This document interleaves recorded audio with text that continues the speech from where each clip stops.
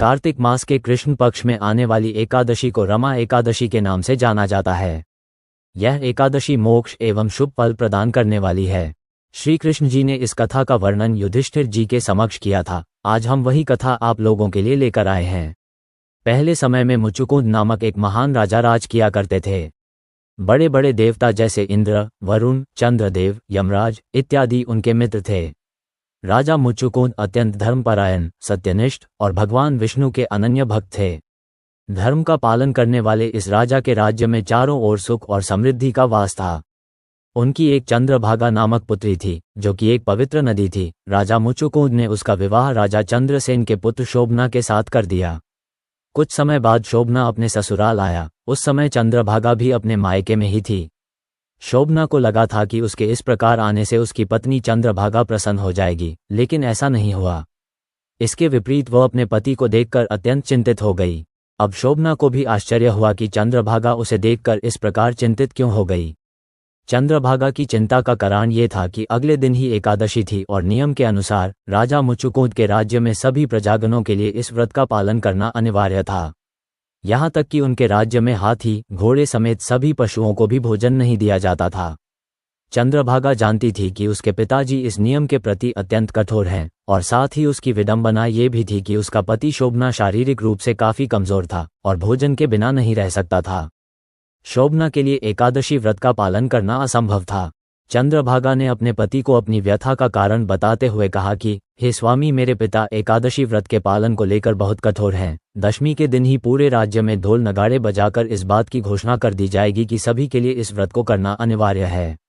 मुझे पता है कि आप भोजन के बिना नहीं रह सकते, इसलिए आप किसी और जगह चले जाएं। अपनी पत्नी की बात सुनकर शोभना ने बोला कि अब मैं भी इस व्रत का पालन जरूर करूंगा, चाहे इसका परिणाम कुछ भी हो। ईश्वर की इच्छा से जो कुछ भी होगा अच्छा होगा। और इस प्रकार शोभना ने अपने मन में एकादशी व्रत को करने का प्रण ले लिया और एकादशी के दिन व्रत का विधिपूर्वक पालन किया। दिन ढलने तक अत्यंत दुर्बल होने के कारण शोभना का स्वास्थ्य बिगड़ने लगा और रात्रि समाप्त होने तक शोभना ने अपने प्राण त्याग दिए। जब राजा मुचुकुंद को इस बात का पता चला तो उन्होंने शोभना का अंतिम संस्कार कर दिया। इस प्रकार अपने पति के देहांत के पश्चात चंद्रभागा अपने पिता के महल में ही रहने लगी। चूंकि शोभना की मृत्यु एकादशी व्रत का पालन करते हुए हुई थी, इसलिए उससे प्राप्त पुण्यफल स्वरूप वह अगले जन्म में मंद्राचल पर्वत की चोटी के राज्य का शासक बना। यह कोई सामान्य नगर नहीं था, वह देवनगरी के समान था। उसकी दीवारों पर रत्न जड़े हुए थे। राजा शोभना रत्न जड़ित सिंहासन पर विराजमान होकर इंद्रदेव के ही समान प्रतीत होते थे। कथा यहीं समाप्त नहीं हुई। राजा शोभना को राजपाट तो मिला, लेकिन वह स्थायी नहीं था। चलिए जानते हैं कि किस प्रकार राजा का राजपाट स्थायी हुआ। एक बार राजा शोभना के राज्य में एक बार सोमशर्मा नामक ब्राह्मण आया और राजा को देखकर वह अत्यंत चकित हो गया। उसके चकित होने का कारण ये था कि वह राजा मुचुकुंद के राज्य से आ रहा था और वह शोभना को पहचान गया था। राजा शोभना ने भी उसका आदर सत्कार किया। इसके पश्चात ब्राह्मण ने जब शोभना को उसके पूर्व जन्म के बारे में बताया तो उन्होंने अपनी पत्नी चंद्रभागा के बारे में पूछा। सोमशर्मा ने उत्तर देते हुए कहा, हे राजन, वहां सब कुशल मंगल है, लेकिन आपको इस राज्य की प्राप्ति किस प्रकार हुई? इसके बाद राजा शोभना ने बताया कि मुझे इसकी प्राप्ति एकादशी व्रत के फलस्वरूप हुई है, लेकिन मैंने यह व्रत बिना किसी श्रद्धा के किया था, इसलिए मेरा ये राज्य अस्थायी है। यदि आप मुचुकुंद और चंद्रभागा से सब वृतांत कहें तो ये स्थिर हो सकता है। ऐसा सुनकर उस श्रेष्ठ ब्राह्मण ने अपने नगर लौटकर चंद्रभागा और राजा मुचुकुंद को सारा वृतांत बताया।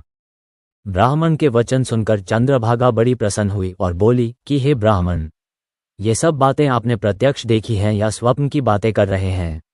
ब्राह्मण कहने लगा कि हे पुत्री, मैं स्वयं तुम्हारे पति से मिलकर आ रहा हूँ। उनका नगर देवताओं के नगर से भी अधिक सुंदर है। चंद्रभागा ने अपने पिता से आशीर्वाद लिया और ब्राह्मण से साथ अपने पति के नगर को स्थायी करने का उपाय खोजने उस सुंदर नगर की ओर निकल पड़ी। पर्वत की तलहटी में वामदेव ऋषि का आश्रम था। उन्होंने ऋषि को प्रणाम किया और अपनी व्यथा कह सुनाई।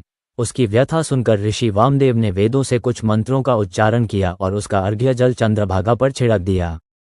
उस महान ऋषि के अनुष्ठानों के प्रभाव से चंद्रभागा को अनेक एकादशियों का पुण्यफल प्राप्त हुआ और उसका शरीर दिव्य बन गया।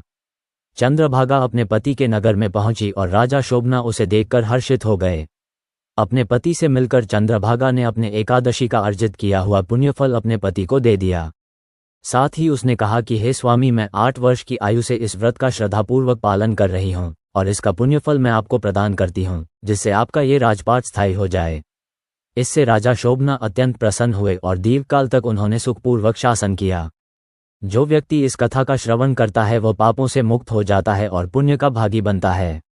ऐसी ही अन्य धार्मिक कथाओं, व्रत, त्योहार एवं ज्योतिष से जुड़ी जानकारी के लिए जुड़े रहें हमारे साथ।